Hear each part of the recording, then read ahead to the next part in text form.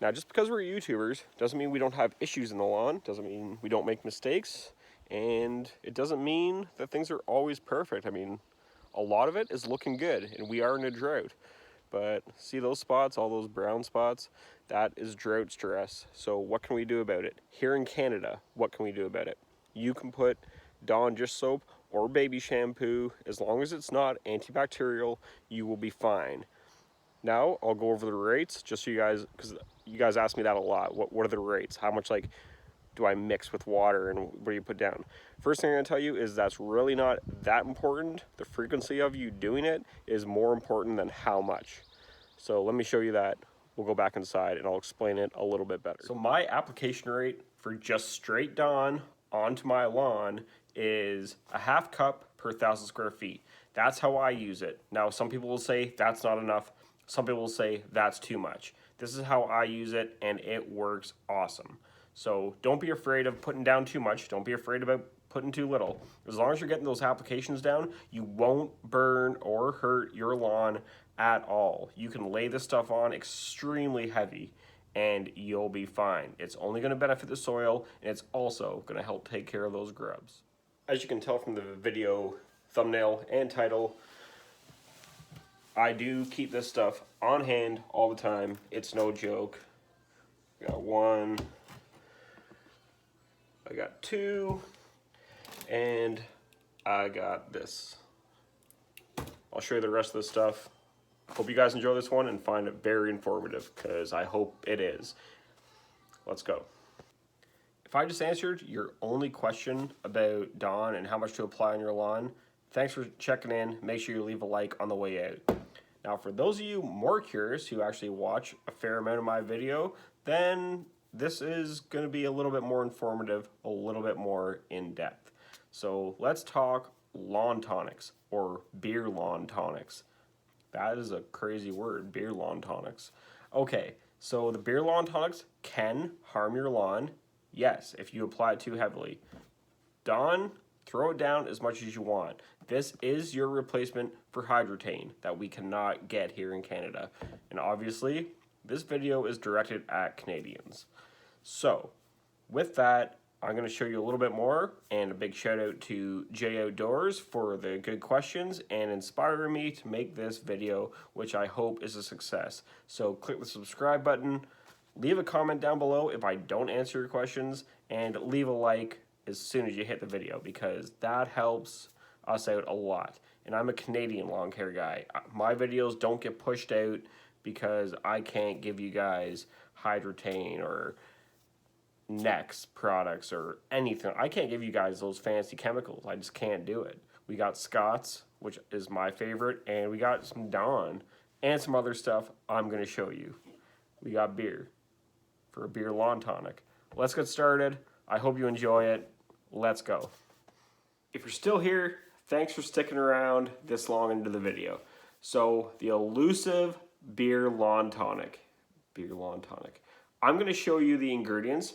Look it up on YouTube. You'll find numerous videos that have the same or similar products in them. Only difference is I'm going to tell you what each one of those products actually does for the lawn. So with that, I'm going to show you what the whole mix is, and then after I'll explain to you what they do. So let's just go right into this. Okay, so obviously, Dawn. You guys probably know what it does, but yeah, Dawn. That's the first one. The second one, get yourself some pop, regular pop, don't get diet. Third thing, mouthwash. This is not Listerine. I'm not paying that kind of money for something I'm spraying out of my lawn, but mouthwash.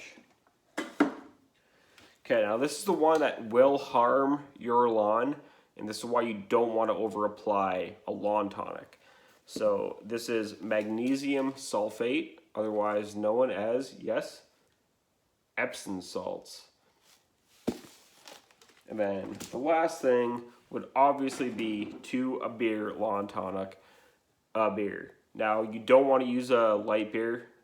You actually just don't. So buy a cheap full strength beer. I mean, this is 4.5%. Just get a beer that's cheap and that you don't like drinking, like Busch. Sorry, I just hate Bush. But yeah, so Bush beer, just regular beer, not light. Now I'm going to tell you what each one of these products actually does for your lawn and why you're only going to be applying it every 3 weeks. That's mostly the magnesium sulfate. Let's go. So for my Canadian fans, using a hose end sprayer, you want to use of this complete mixture 3.5 cups per 5,000 square feet. So you guys can break that down in the math however you want to do it, but you can go 3 cups per 5,000 square feet if that makes it easier. You'll be a little bit light, which isn't going to harm anything, and that way your lawn's safe. So 3.5 cups per 1,000 square feet for this complete mixture. Now let's get into the details of this beer lawn tonic. Beer lawn tonic every time. All right, let's go.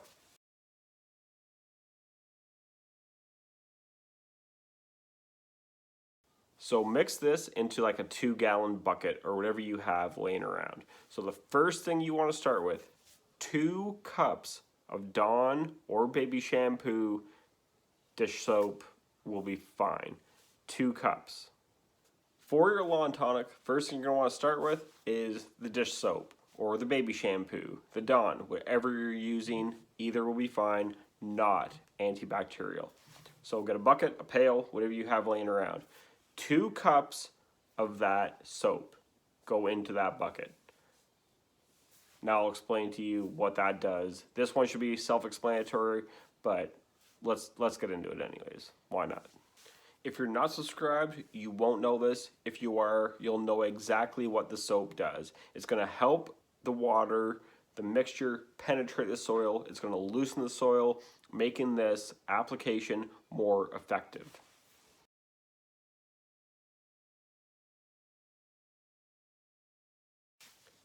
To this mix, you're going to want to add 1 cup of mouthwash.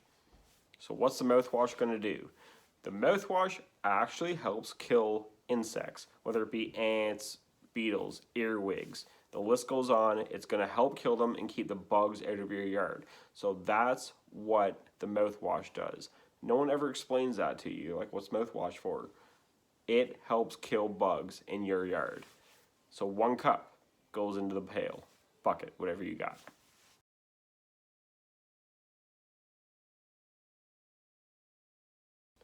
Now, for the cola or beer, what these both do, these actually both help with this, is the microbial activity in the soil. So what it's going to do is the microbials are actually going to help your grass plant take up more available nutrients that are around the plant already, and also help with thatch buildup. Similar to what molasses does on your lawn. If you're curious about that, I will make a video, but molasses and soda are going to help break down the thatch in your lawn without those harsh chemicals. That's what it does. So for that, 1 cup goes into the mix. Throw it in.